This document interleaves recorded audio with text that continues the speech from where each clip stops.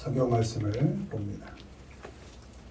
신약성경 빌립보서 1장입니다.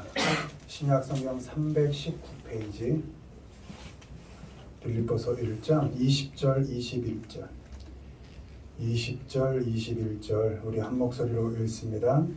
나의 간절한 기대와 소망을 따라 아무 일에든지 부끄러워하지 아니하고 지금도 전과 같이 온전히 담대하여 살든지 죽든지 내 몸에서 그리스도가 존귀하게 되게 하려 하나니 이는 내게 사는 것이 그리스도니 죽는 것도 유익함이라.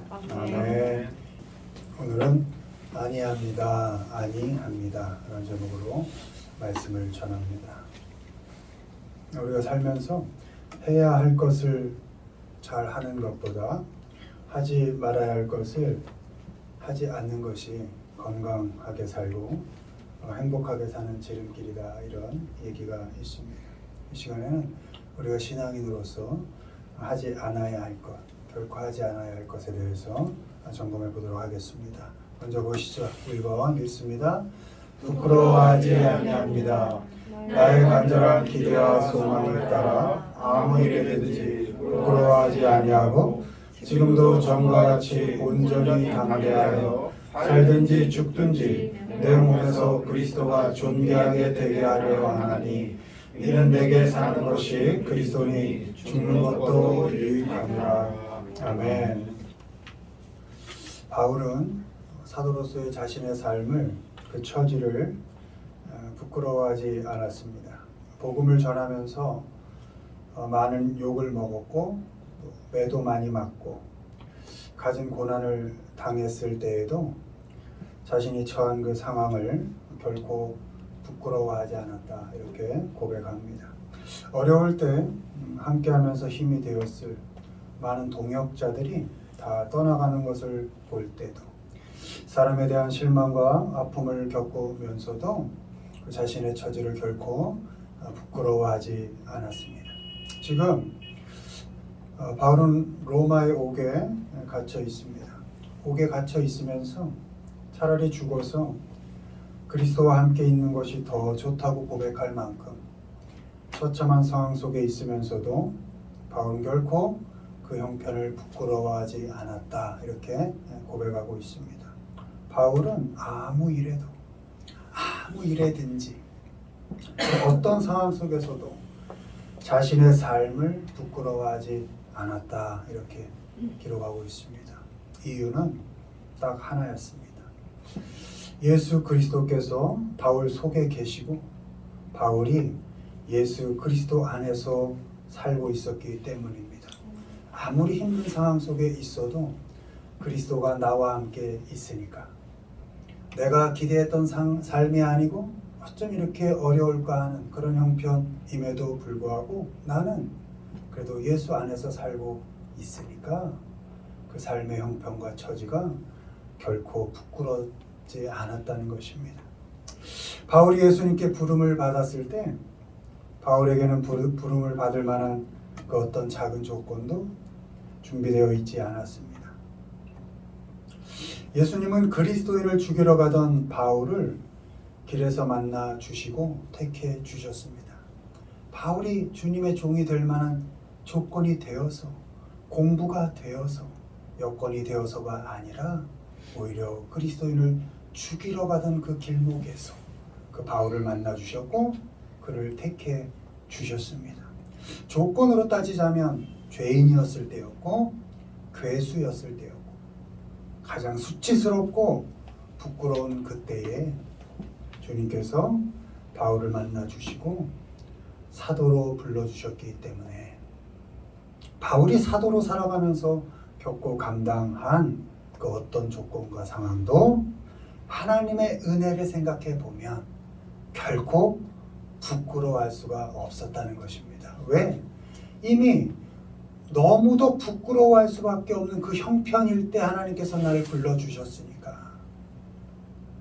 도무지 사도가 될 수 없는 조건이었을 때 오히려 하나님께 대하여 저항하고 대적할 때 그때 불러주셨으니까 그 은혜가 너무 감격스러워 사도로 살아가면서 겪는 이 고난과 고통 결코 결코 이 삶이 난 부끄럽지 않다. 이렇게 고백할 수 있었던 것입니다. 우리도 자격이 없지만 하나님의 은혜로 하나님의 사랑하심 때문에 지금 하나님의 자녀로 살아가고 있습니다. 하나님의 은혜를 입은 성도로서 우리가 처한 삶의 형편과 조건 내 마음에 들지 않아도 그 형편을 다 포함하여 나 자체를 하나님께서 은혜로 걷어주셨으니까 내가 어떤 삶을 살든지 그 삶의 조건을 살아가는 내가 어떤 사람이든지 그 나와 그 형편을 하나님이 받아주신 그 형편, 하나님이 은혜와 사랑으로 걷어주신 그 나를 전혀 결코 부끄러워할 필요가 없다는 것입니다.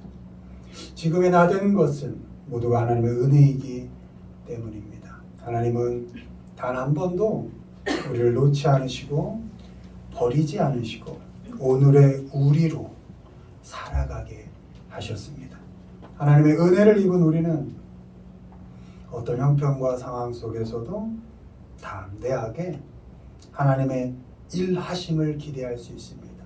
우리 삶 속에서 나란 사람 속에서 일하고 계심을 믿을 수 있습니다. 어떠한 자리에 있든지 어떤 조건 속에 있든지 하나님의 성실하심에 소망을 두고 우리는 살아갈 수 있습니다.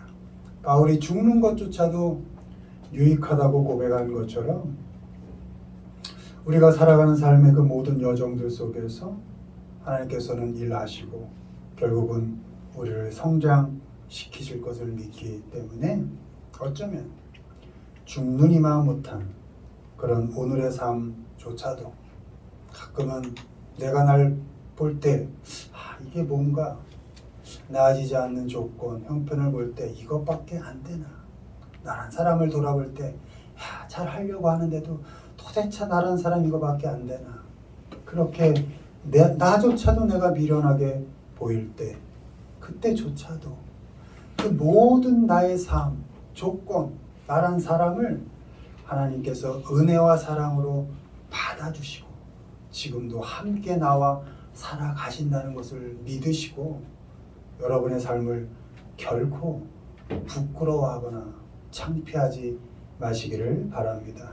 하나님께 기대와 소망을 두시고 우리에게 놓여진 삶의 조건, 형편 부끄러워하지 마시고 바울이 말한 대로 모든 조건 속에서 모든 일 속에서 나는 결코 부끄러워하지 않고 담대하게 살았다라는 그 고백처럼 여러분 만만치 않은 삶을 사시지만 그 어떤 형편 속에서도 부끄러워하지 마시고 내 삶을 창피하지 마시고 하나님 앞에서 담대하게 살아가시기를 주님의 이름으로 축원을 드립니다. 두 번째 보시죠. 읽습니다. 기도를 그치지 아니합니다. 이로써 우리도 듣던 날부터 너희를 위하여 기도하기를 그치지 아니하고 구하노니 너희로 하여금 모든 신령한 지혜와 총명에 하나님의 뜻을 아는 것으로 채우게 하시고 주께 합당하게 행하여 범사에 기쁘시게 하고 모든 선한 일에 열매를 맺게 하시며 하나님을 아는 것에 자라게 하시고 아멘. 골로새서 1장 9절 10절입니다. 바울은 성도를 위한 하나님 안에서 가족된 사람들을 위한 기도를 그치지 아니했다 이렇게 기록하고 있습니다. 나보다 성도를 또 형제를 더 잘 아시는 그 하나님께 그들을 위해서 멈추지 않고 기도했다는 것입니다. 바울은 성도를 위해서 기도할 때 그 성도와 형제들이 하나님을 아는 것으로 채워지기를 기도했습니다. 그들이 놓여있는 상황과 형편이 아니라 그 사람들 자신이 하나님으로 채워지고 그들 자신이 하나님의 말씀으로 채워지기를 기도했습니다. 그렇게 하나님으로 하나님의 말씀으로 채워진 그들이 하나님 안에서 열매를 맺고 자라게 되기를 기도했습니다. 우리 하나님의 자녀된 우리 성도들도 우리와 함께하는 성도들 또 하나님 안에서 그리스도 안에서 가족이 된 많은 사람들 그들을 위한 기도를 멈추지 않을 수 있습니다. 나는 그를 위해 해줄 게 많지 않지만 난 능력이 부족하지만 나보다 그를 더 잘 아시는 그 하나님을 믿기 때문에 그분은 못하시는 것이 없는 분임을 알기 때문에 나는 부족함에도 그를 잘 아시는 하나님께 멈추지 않고 그를 위하여 기도할 수 있는 것입니다. 성도들이 또 그 나의 가족된 그 한 사람 한 사람이 하나님으로 채워져 가고 하나님의 말씀으로 채워져 가기를 기도해야 합니다. 그 사람의 형편과 조건을 바꾸려는 기도가 아니라 그 말이 앞설 때가 있죠. 너무 힘든 거 보면 좀 좋게 좀 바꿔주시지. 앞서지만 그런 기도가 먼저가 아니라 어떤 처지와 어떤 형편에 서도 그 사람이 결국은 하나님으로 채워져 있기를 그 사람이 하나님의 말씀으로 채워져 있어서 하나님만으로도 살 수 있기를 그렇게 기도해야 하는 것입니다. 왜요? 형편은 계속 변하니까 조건은 내가 원하는 대로 되질 않으니까 그러나 어떤 형편 조건 처지 속에서도 변하지 않는 분 하나님 그분은 변하지 않으시니까 그분만을 의지해서 그 사람이 살아내기를 변하지 않으시는 능력이 되시는 그분의 말씀을 의지해서 그 사람이 견뎌가고 감당해내기를 그렇게 기도해 줘야 하는 것입니다. 하나님으로 하나님의 말씀으로 채워진 그 사람이 어떤 형편 속에서도 결국은 선한 열매를 맺을 수 있도록 어떤 자리에서도 건강하게 자라갈 수 있도록 그를 위한 기도를 멈추지 않아야 하는 겁니다. 채워지는 것도 그 사람이고 열매 맺는 것도 그 사람이고 자라는 것도 그 사람이기 때문에 그 사람 자체에 집중해서 그 사람이 하나님과 하나님의 말씀으로 채워져서 그 인생에 선한 열매로 가득하고 하나님 앞에서 건강하게 자라가기를 계속 기도해야 할 것입니다.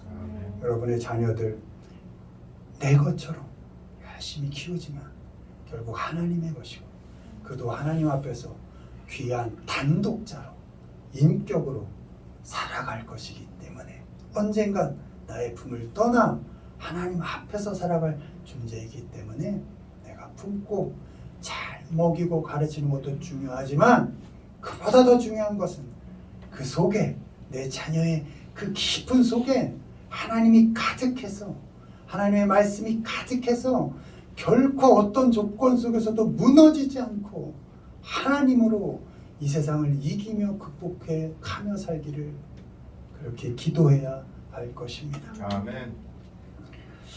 함께하는 성도들과 그리스도 안에서 가족된 사람들 특히 우리의 자녀들이 하나님으로 채워지고 그래서 선한 열매를 맺어가고 참으로 전쟁과 같은 오늘의 삶을 살지만 그 가운데서도 하나님께로 건강하게 아름답게 성장하고 자라가도록 하나님께 기도하기를 그치지 않는 우리 모두가 되기를 주님의 이름으로 축원을 드립니다. 아멘. 마지막 보십니다. 읽습니다. 종처럼 대하지 아니합니다. 이후로는 종과 같이 대하지 아니하고 종 이상으로 곧 사랑받는 형제로 둘 자라. 내게 특별히 그러하거든 하물며 육신과 주 안에서 상관된 미계랴. 그러므로 네가 나를 동역자로 할진대 그를 영접하기를 내게 하듯 하고. 아멘. 빌레몬서 1장 16절 17절입니다. 바울은 사람을 종으로 대하지 않았습니다. 바울은 지금 빌레몬에게 오네시모를 종처럼 대하지 아니할 것을 요구하고 있습니다. 오네시모는 빌레몬의 종입니다. 그런데 그 빌레몬의 재산 피해를 입히고 도망간 상태에 있었습니다. 당시 로마법으로 그 주인의 손해를 입히고 탈출한 종은 사형에 해당되는 중대한 범죄였습니다. 바울은 그런 오네시모를 더 이상 종으로 여기지 말고 오히려 사랑받는 형제로 여겨달라고 빌레몬에게 부탁합니다. 더 나아가 빌레몬이 바울을 대하듯이, 바울 자신을 대하듯이 그 종 오네시모를 그렇게 환영해줘라. 원문으로 웰컴으로 되어 있습니다. 내 재산 피해를 입히고 도망간 그 종을 돌아오면 이렇게 웰컴 해주기 바란다. 이렇게 말하고 있습니다. 여러분, 쉬운 것 같죠? 어렵습니다. 그 당시엔 주인과 종은 그 법적으로 인정된 관계였습니다. 종은 주인의 재산인 겁니다. 값이 있는 물건 취급하는 것이었습니다. 그런데 바울은 그 종 오네시모를 빌레몬이 형제처럼 대해주길 바란다. 이렇게 기록하고 있는 것입니다.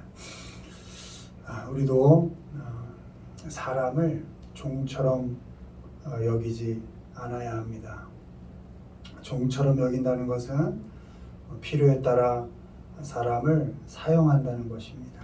내게 이익이 되고 유익하면 사용하고 또 필요가 사라지면 버리고 방치하는 것, 그게 사람을 종처럼 여기는 것입니다. 사람은 필요에 따라 쓰고 버리는 물건이 아닙니다. 요즘은 그렇게 합니다.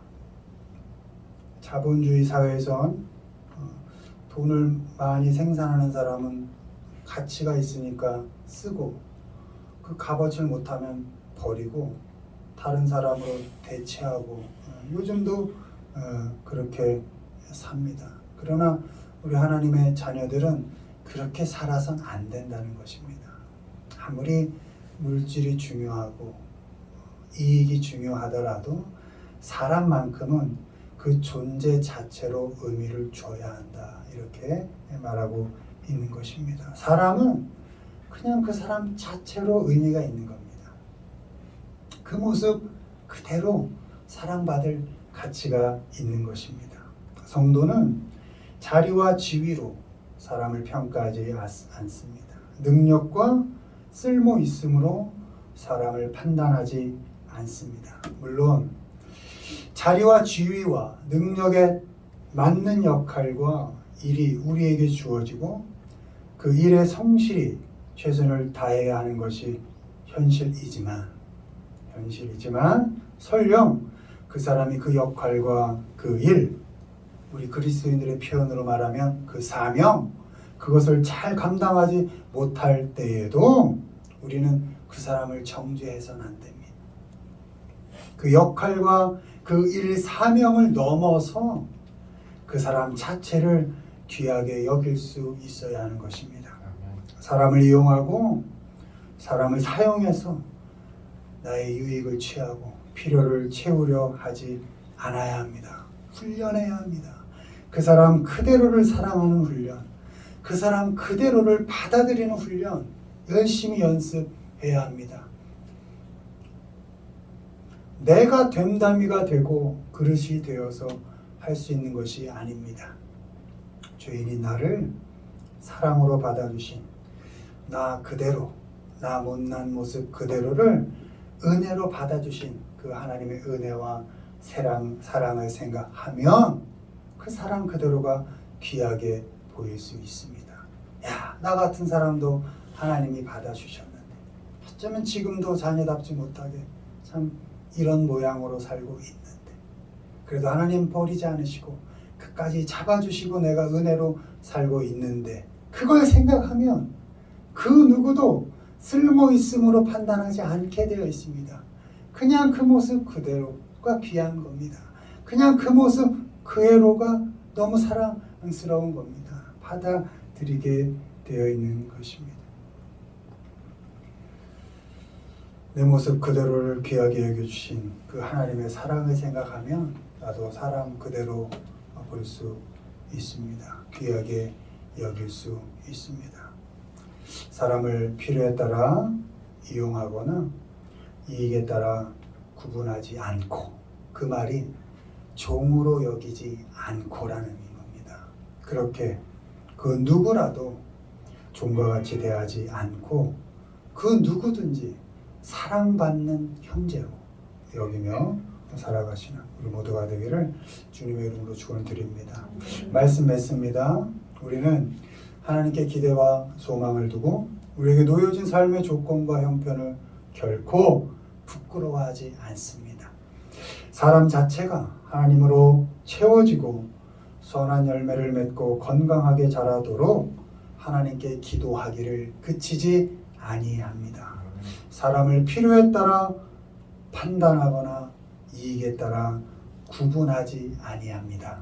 그렇게 하지 않을 것을 하지 않고 사람을 사랑으로 대하며 우리에게 주어진 삶을 감사하며 담담하게 살아가시는, 그렇게 겪어가시는 우리 모두가 되기를 주님의 이름으로 축원을 드립니다. 아멘.